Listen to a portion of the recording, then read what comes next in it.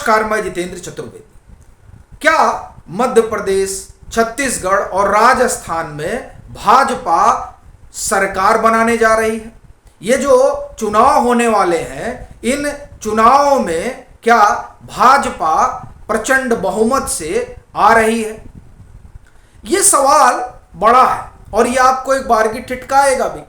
वो इसलिए क्योंकि एक नैरेटिव गढ़ा जा रहा है मध्य प्रदेश को लेकर, छत्तीसगढ़ को लेकर, राजस्थान को लेकर। क्या अगर बात राजस्थान की करें तो यहां तो चर्चा यही है पूरे इकोसिस्टम में कि देखिए वसुंधरा राजे को ये लोग चेहरा बना नहीं रहे हैं और ऐसी परिस्थिति में भाजपा वहां कुछ कर नहीं पाएगी, क्योंकि वसुंधरा राजे बगावत कर सकती हैं और बगावत नहीं करेंगी तो चुपचाप बैठ जाएंगी और ऐसी स्थिति में भाजपा के लिए ठीक संकेत नहीं है।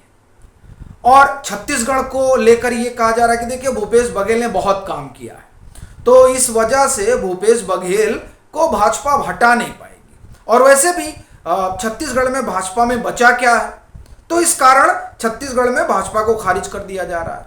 मध्य प्रदेश में बताया जा रहा है कि देखिए वहां तो कांग्रेस की आंधी बह रही है और फिर भाजपा के भीतर वहां पर बड़ी रसाकसी है, तो इस कारण जो है जो खेमेबाजी है वो खेमेबाजी भाजपा को कमजोर कर रही है। तो इस लिहाज से जो पूरा इकोसिस्टम है कांग्रेसी और लेफ्ट लिबरल कुनबा है, वो ये बताने में जुटा हुआ है कि ये जो तीनों राज्य हैं वहां भाजपा की दाल गलने वाली नहीं है और ऐसी परिस्थिति में जो 2024 का चुनाव है वो चुनाव भी अब भाजपा के हाथ से सरकने लगा है, क्योंकि ये जो नतीजे आएंगे वो नतीजे भाजपा के लिए ठीक संकेत नहीं होंगे। लेकिन ये सारा नैरेटिव धरा का धरा रह गया जब सी वोटर का ओपिनियन पोल आया। अब ये ओपिनियन पोल देखकर कांग्रेस के पैरों के नीचे की जमीन खिसक गई है। अब वो कास्ट सेंसस चिल्ला रहे हैं, लेकिन अब उस चिल्लाने से ओपिनियन पोल तो बदलने वाला नहीं है। बजाय इसके ये जो ओपिनियन पोल है वो अक्टूबर के पहले सप्ताह का है। अगर अभी ये हाल है भाजपा का, तो आप सोचिए कि छत्तीसगढ़ में तो 7 और 17 को चुनाव होगा, राजस्थान में 23 को चुनाव होगा और मध्य प्रदेश में 17 को। तब तक तस्वीर कितनी बदल जाएगी और तब कांग्रेस का क्या होगा। तो जो आंकड़े हैं हम लोग उस पर सीधे आते हैं, क्योंकि देखिए सी वोटर ने ही बताया था कि कर्नाटक में भाजपा हार रही है। अब सी वोटर कह रहा है कि राजस्थान में भाजपा प्रचंड बहुमत से आ रही है, 127 से 137 सीट। वैसे वहां जो भाजपा का अपना इंटरनल सर्वे है, जो अपनी बात हुई उसमें उन लोगों का अपना प्रोजेक्शन 150 सीटों का है। ये स्थिति है वहां कांग्रेस की, इतनी बुरी तरीके से हारेगी इस तरह की संभावना जताई जा रही है। और अगर हम भाजपा के इंटरनल सर्वे को एक तरफ करें तो कम से कम जो सी वोटर है, सी वोटर तो राजस्थान में इनकी उम्मीदों पर पानी फेर दे रहा है। क्या कह रहा है सी वोटर, सुनिए। सी वोटर के मुताबिक as per survey conducted in the first week of the October, BJP is elected to win anywhere between 127 से 137 सीट। अब आप बताइए, और यहां बहुमत के लिए 101 ही चाहिए, राजस्थान में 200 सीटों में 127 से 137। अब लीजिए अब क्या होगा कांग्रेस का। यानी ये जो 5 राज्यों के चुनाव हैं, उन चुनावों में ये 3 राज्य बड़े महत्वपूर्ण हैं और इन 3 में अगर राजस्थान में कांग्रेस की ये हालत है, तब ये 2024 के लोकसभा चुनाव में क्या तीर मारेंगे। और ये अभी कहानी राजस्थान की है। अब आ जाइए जरा छत्तीसगढ़। जिस छत्तीसगढ़ की महिमा का वर्णन करने में पूरा जो कांग्रेसी इकोसिस्टम है और लेफ्ट लिबरल कुनबा है वो ये बताते हुए थकता नहीं है कि यहां जो है, यहां कांग्रेस की हालत बहुत बढ़िया है और भाजपा की हालत बड़ी पतली है। अब देखिए सर्वे क्या कह रहा है।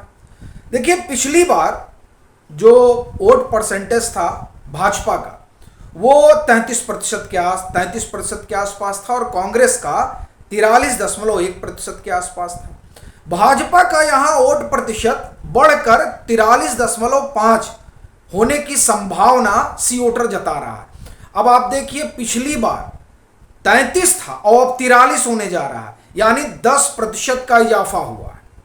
और कांग्रेस जो 43 थी वो 45 पे पहुंच रही, यानी 2% का सिर्फ इजाफा कर पा रही है अपने वोट प्रतिशत में। और वो भी कब? जब अभी अक्टूबर का पहला सप्ताह है, चुनाव होना है छत्तीसगढ़ में 7 नवंबर और 17 नवंबर को।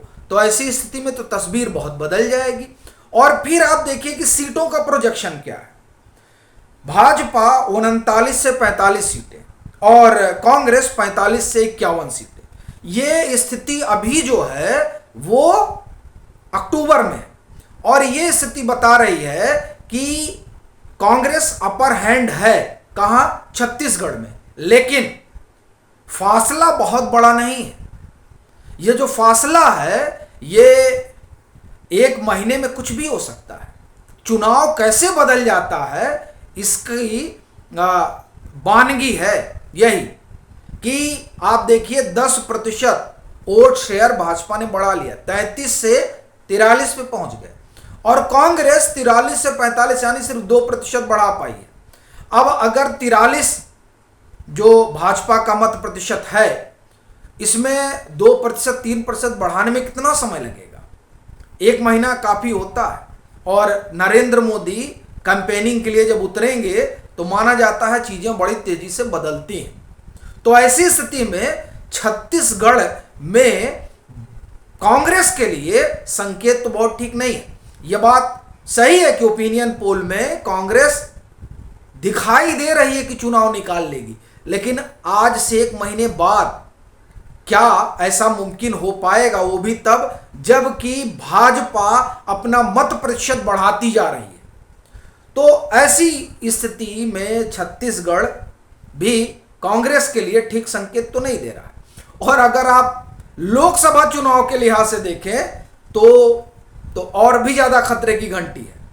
क्योंकि अगर 5 साल में कांग्रेस की यह स्थिति हो गई है तो अब आप समझिए कि लोकसभा चुनाव में तो कोई कांग्रेस की तरफ देखेगा ही नहीं।